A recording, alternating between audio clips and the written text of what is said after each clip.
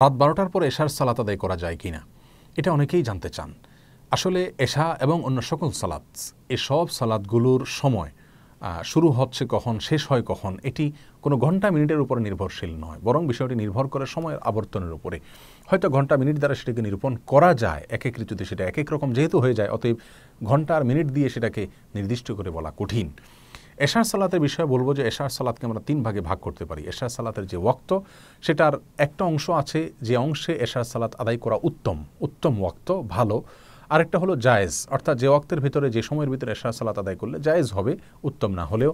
আরেকটা হলো অনুত্তম সময়, মাকরুহ ওয়াক্ত বলতে পারি, সেটা হলো যে সময়ের ভিতরে এশার সালাত পড়া উচিত নয়, বিশেষ কোনো ওজর ছাড়া সে সময় পর্যন্ত এশাকে বিলম্ব করা উচিত নয়। তাহলে 3টি ওয়াক্ত আমরা পেলাম।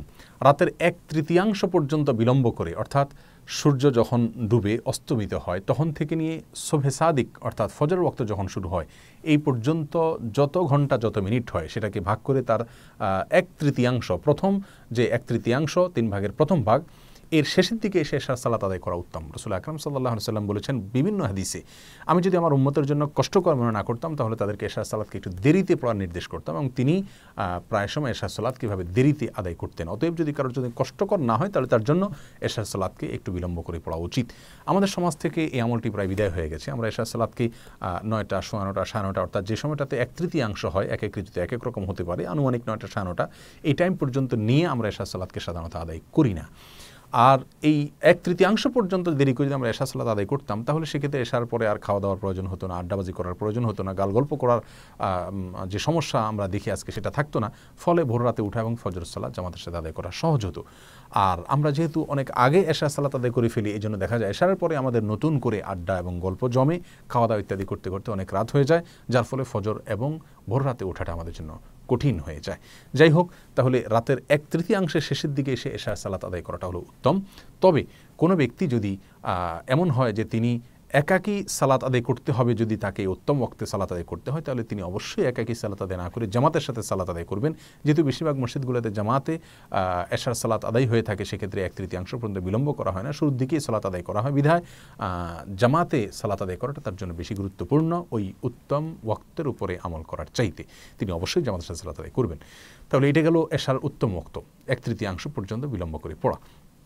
1/3 থেকে নিয়ে মধ্যরাত পর্যন্ত যদি কেউ দেরি করে তো সেটাও জায়েজ আছে, অর্থাৎ সেটা জায়েজ ওয়াক্ত, এই পর্যন্ত দেরি করা যাবে।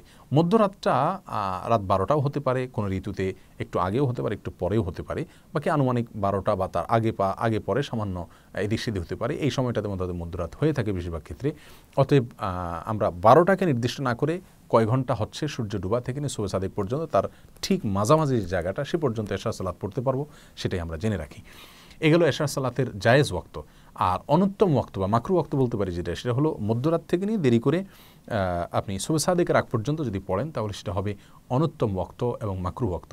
যদি কোনো ব্যক্তি বিশেষ কোনো ওজরের কারণে, বিশেষ কোনো সমস্যায় পড়ে গিয়ে যদি মধ্যরাতের পরে পড়েন তাহলে ইনশাল্লাহ তিনি ভৎসনার উপযোগী হবেন না, বরং তার সালাত সঠিকভাবে হয়ে যাবে এবং তিনি অনুত্তম করছেন সেটা বলা যাবে না, কারণ তিনি ওজরের শিকার হয়েছেন বা কোনো সমস্যার শিকার হয়েছেন, অতএব তার জন্য জায়েজ আছে। কিন্তু যদি কোনো ওজর ছাড়া অলসতা করে বিলম্ব করেন এবং সেটা বিলম্ব করতে করতে মধ্যরাতের পরে চলে যায়, সুবহে সাদিকের আগ পর্যন্ত এই সময়ের ভিতরে, শেষ তৃতীয়াংশের ভিতরে যদি তিনি করেন তাহলে সেক্ষেত্রে অনুত্তম হবে, মাকরু হবে।